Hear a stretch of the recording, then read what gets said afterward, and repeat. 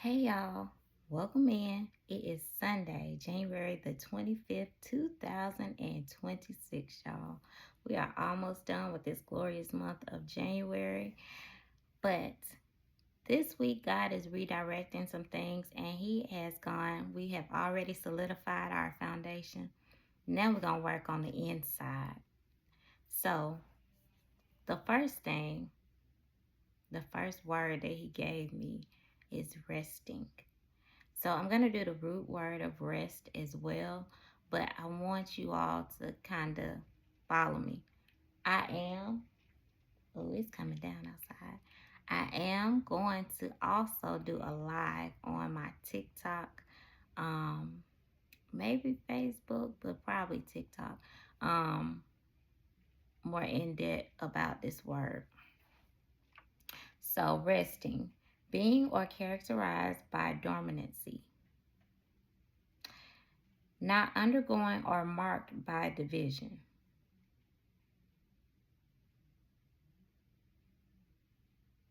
Now, these are definitions that I'm getting. But when I go to the root word of rest, it says a bodily state characterized by minimum function and metabolic activities, free from activity or labor, a state of motionlessness or inactivity, peace of mind or spirit.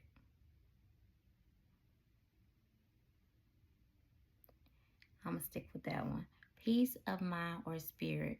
So, guys, you understand that God allows things to come to you. And they come to you basically as a warning, as a indignation or indication of something great, grand, spectacular getting ready to happen to you. But you have to know, and I'm going to lean in for this. You have to know that what God is doing for you is not to you, it's for you. We ask for a realignment, but we are scared to allow people to fall away from us. We ask for the direction, but when God's still small voice speaks to you and tell you to go left, you make that right without hesitation. We ask for a blessing, but when the opportunity comes, because it's not looking like what we want it to look like, we decline it.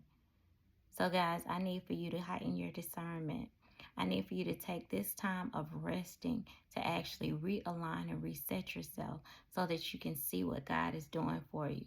It's no coincidence that in the beginning of this year, this realignment year that God has ordained for us to have ice, He didn't say it was going to be pretty. He said He wants you to sit down. He said He wants you to stay in where you are so that you can look around your surroundings and you can recalibrate yourself onto what He has destined for you. So many times we move away from what God says because it doesn't look like what we need it to look like, because we don't have time for it, because we refuse to make time for it. But we make time for the things that we decide is important for us. So when you decide that your next is important to you, you will change up the things that you do in your present. Somebody was making a joke on one of my videos, or it was a text post, and I said, "What you do now determines what your next look like." They said they was taking a crap. I said, "Well, your life gonna look crappy." No joke. It's how you see yourself. It's how you see your future. I don't care what you're doing in your present, because it don't affect me. But what I'm telling you is, when you actually care about what you do in your present, you're going to love your future, because you're going to be more keened in on making things make sense in a way that it benefits you and not anyone else. Because if you get you right, and everything else will fall in line. So today, tomorrow, while you have this extra time, spend some time with God. Rest in His presence. What that definition say? It says peace of mind or spirit. Rest in his presence and allow him to make your next directions more plain. Get the whole instruction, not just the beginning, so that you can be deliberate in your next actions. So rest today.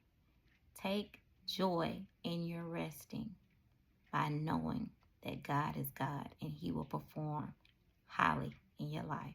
Y'all be blessed.